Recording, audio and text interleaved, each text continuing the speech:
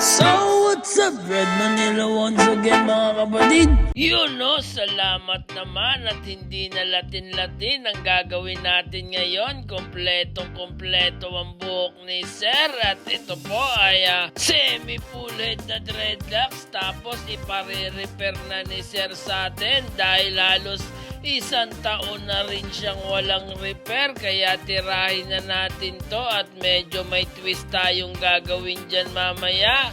So si Jan ang nakatokang mag-repair kay Sir. Bali kinukuha na ni Jan ulit ang sectioning ni Sir. Bali nire-sectioning ulit ni Jan to para lumabas ulit ang kanyang sectioning at mas madali na nating ma-repair tong dreadlocks ni Sir kasi medyo marami-rami nga to dahil semi-full head nga ito. Nasa 70 plus yata itong dreadlocks ni Sir. Medyo mabagal lang ang pagkilos ni Jan dahil nanginginig ang tuhod. Na-disgrasya ata siya. Ano ba talagang nangyari sa iyo Jan? Bakit? Dito, yung pako napatikol.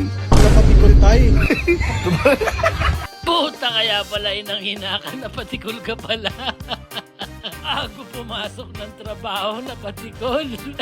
So, puro katarantaduhan na naman bago magtampo ang ating mga manonood. Siyempre, shout-out na muna tayo. Shoutout sa iyo, Gab Chris Velasquez, Giovanni Cayena, June Aberia, Armando Ganancial Cunanan, Naruts, Presi Barbon, Denver Danau, Mark Leo Bugarin, at kay Clifford Eclevia. Ayun, shoutout sa inyo. Siyempre sa mga gusto magpa-shoutout dyan, alam nyo na ang drill.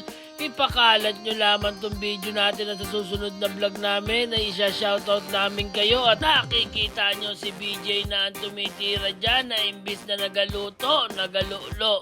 Imbis na magaluto, ang ginagawa nagalulo.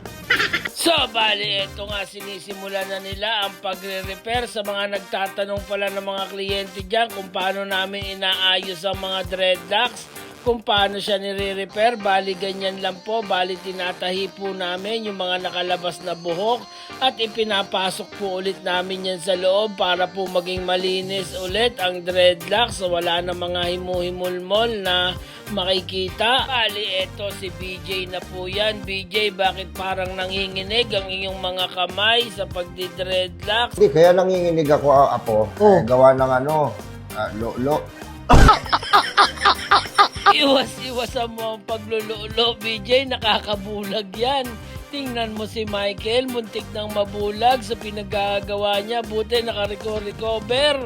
At eto na nga mga kapatid, medyo malapit nang matapos to. Bali, onting i-repair na lang yan. Tapos syempre, yung twist na sinasabi ko, lalagyan natin ng glow in the dark na T-Flux yan para napakaangas na naman tingnan ng dreadlocks ni Sir. So eto po, ganyan po ang paglagay namin ng T-Flux dito sa Dread Manila Shop Salon. Bali, ang nagre-repair na lang dyan si BJ. Tapos si Jan naman ang nagkakabit ng glow in the dark T-Flux. Medyo matagal-tagal din inabot ang repair session nito ni Sir. Siguro umabot to ng 8 hours mga kapatid dahil nga medyo marami-rami ang buhok nito ni Sir, kaya medyo may kahirapan din na i-repair. Biruin nyo ba naman na isang taon siyang walang repair, kaya talagang roots to tips ang i-repair natin dyan.